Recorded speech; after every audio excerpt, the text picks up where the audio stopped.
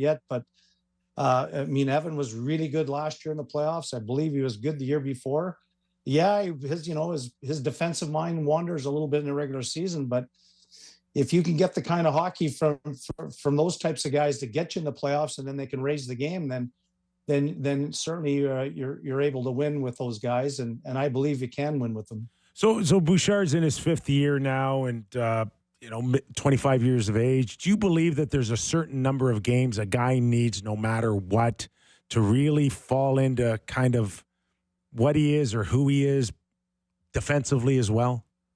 Yeah, I would say, defensemen, for me personally, and I was a defensive defenseman. I mean, started off offensive, but quickly realized watching Paul Coffey that I better learn something else other than power play. And I think it wasn't until my 3rd year in the league where I finally felt comfortable in the position. And then, it took a few more years where you got to go through those learning experience. Like unfortunately, the kid for the Kings that turned the puck over, number 55, Byfield. what's his name? Quentin Byfield. Yeah, Quentin Byfield. I mean, you have to do that once, and then you'll know the next time. Like you'll know and it takes time for those kinds of things, and particularly with defensemen. Relative to Bush, if we're talking about Bush, he knows how to play defense, and when he sets his mind to it, he can. And for me, a good comparison to Bouchard is Larry Murphy.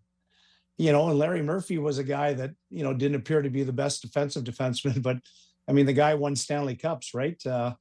I never worried too much about Evan's play with the Oilers. I mean, if the player has it in their heart to want to win and learn, they'll find a way to learn. They'll find a way to do what they need eventually. And I think Bush is he's proven a lot of people wrong. And I think any team can win with Evan Bouchard in the lineup, can win a Stanley Cup. So as the league continues to expand, and it's up to 32 teams now, it just gets harder to win a Stanley Cup, right? It's less common that individuals will be on cup-winning teams. So how important is it for McDavid to get his in terms of legacy at this point? We know what a great player and star and winner he is, but how much does he need to win a Stanley Cup?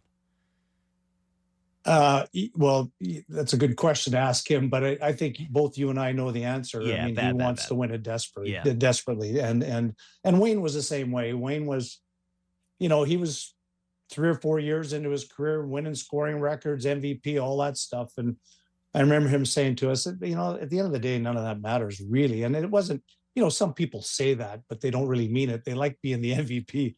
But at the end of the day, if you want to be up there with the greats of all time, you have to have a Stanley Cup on your resume. And I don't think I think the Oilers have the best chance they've had in decades to win a Stanley Cup. And I believe in his time frame, it's going to happen.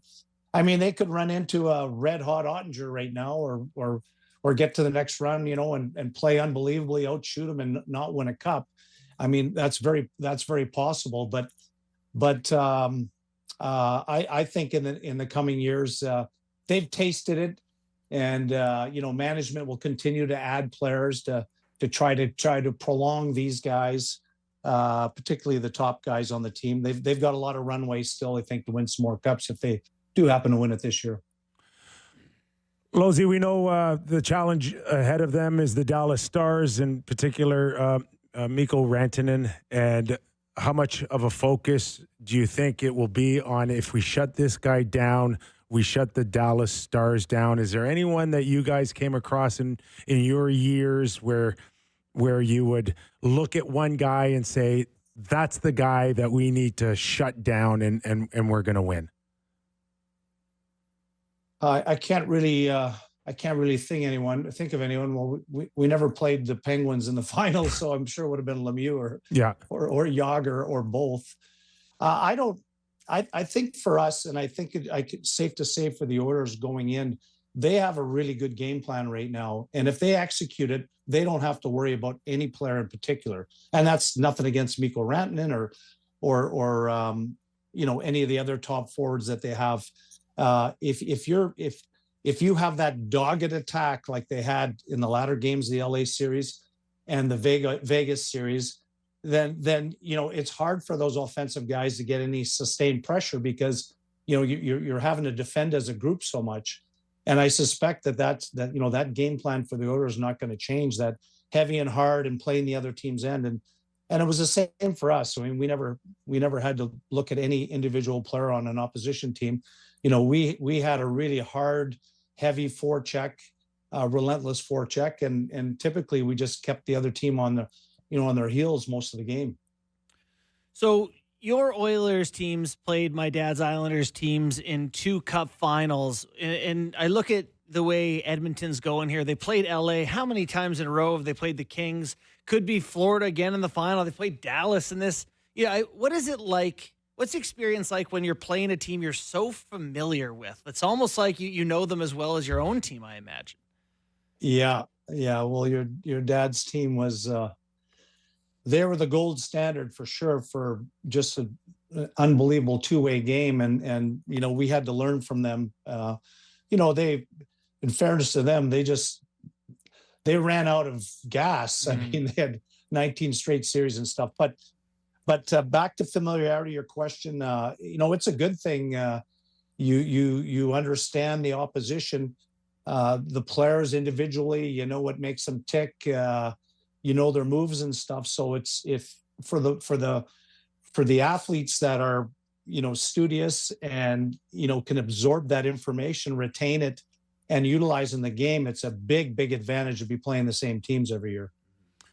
Lozy, we know that Stuart Skinner is going to come in with a lot of confidence and the goaltending in general and what they were able to do with Pickard as well. But how important is it for Skinner to maintain the confidence and the look, and how important is it that the team does it their best to kind of insulate that so we're not sitting here after game one questioning the Oilers' goaltending again? Yeah, and just sort of the answer is the same as I just finished. Yeah, it's the Oilers' game plan. It's their relentless attack. Playing in the other team's end is always a good way to have to worry less about the goaltending. And I'm not for a minute suggesting that the plan is that way because they have no faith in Stuart Skinner, because obviously Skinner got to them Game 7 of the finals last year, and he's back to where his game was. And the thing again about Stuart Skinner, I've seen enough of him over the years. I mean, as a kid, he grew up playing minor hockey here in Edmonton, and then he played in the Western Hockey League for Lethbridge, and then played in the American League. That he can play high level hockey. Yeah, like a lot of goaltenders, he can have an off game, but it doesn't seem to bother him. He's able to bounce back. So, I think if Skinner does have an off night, I don't think anybody in Edmonton's maybe the players. Let's put it this